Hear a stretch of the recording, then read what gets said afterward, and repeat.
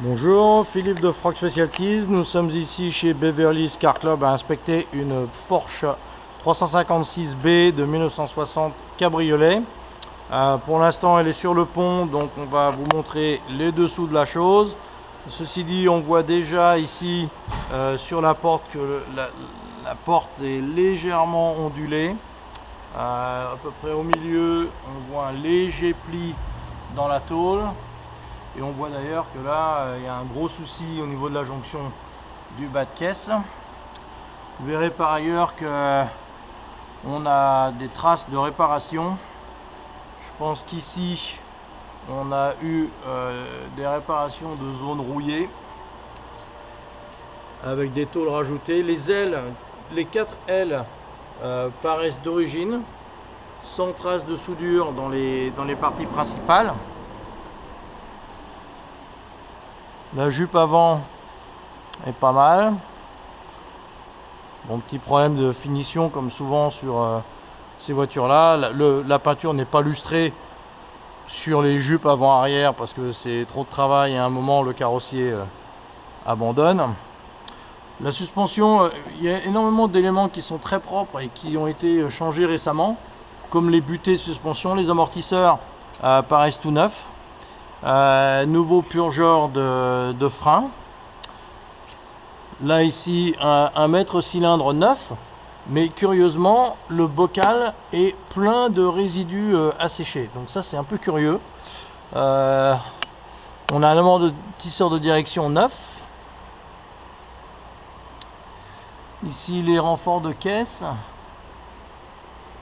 Donc là apparemment on a eu de la soudure ici.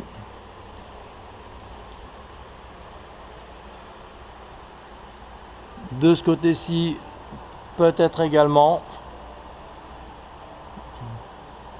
Attendez, pas facile de mettre la lampe au bon endroit. Donc dessous des ailes propres et apparemment l'anti-gravillon d'origine. Donc ça c'est rassurant à ce niveau-là. Mais bon, vous voyez ici par exemple de la corrosion perforante qu'on retrouve ici à la jonction de ces tôles.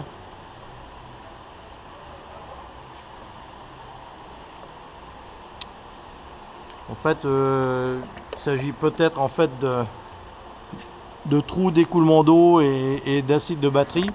Enfin, ceci dit, ici on retrouve un zigouigoui de choucroute.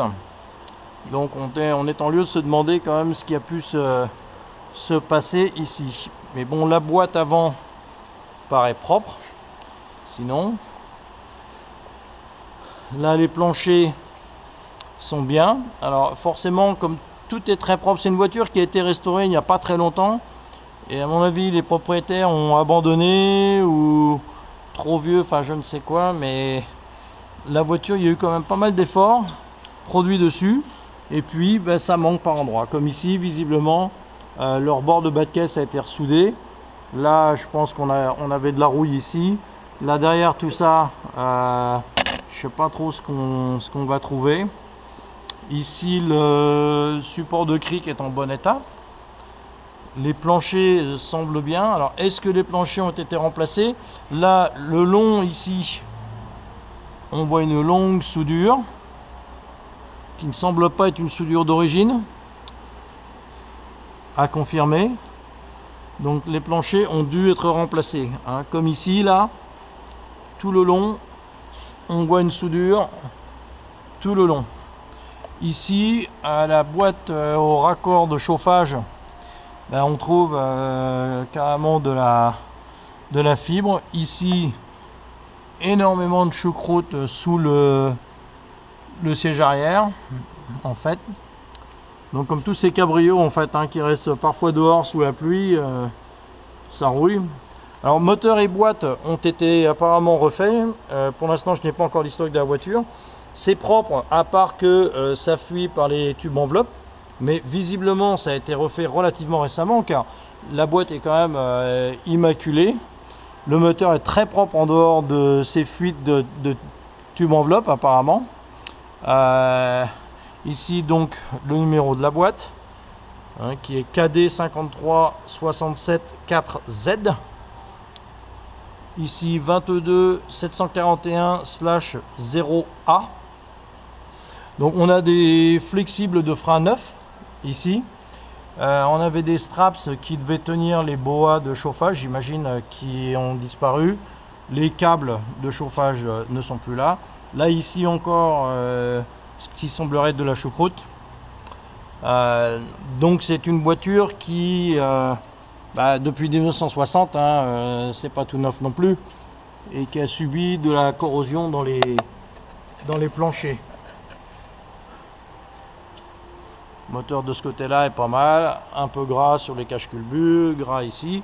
Par contre restauré quand même avec des pièces de qualité. Donc vous voyez ici le bas de la jupe un peu fondu, et ce qui est marrant, c'est qu'ils ont remplacé les embouts d'échappement dans les butoirs sans enlever les étiquettes d'origine. Donc je sais pas si on gagne des points avec ça dans les concours d'élégance aux États-Unis, mais curieux. Là ici made in Germany. Donc bon, quelqu'un a quand même dépensé de l'argent à refaire ça correctement. Bon, ceci dit, après derrière là, difficile de voir si c'est le Black Sun qui s'écaille ou autre. J'essaie de ne pas tourner trop vite pour que vous n'attrapiez pas le mal de mer. Donc le bas de l'aile arrière gauche, l'intérieur de l'aile, tout ça c'est propre.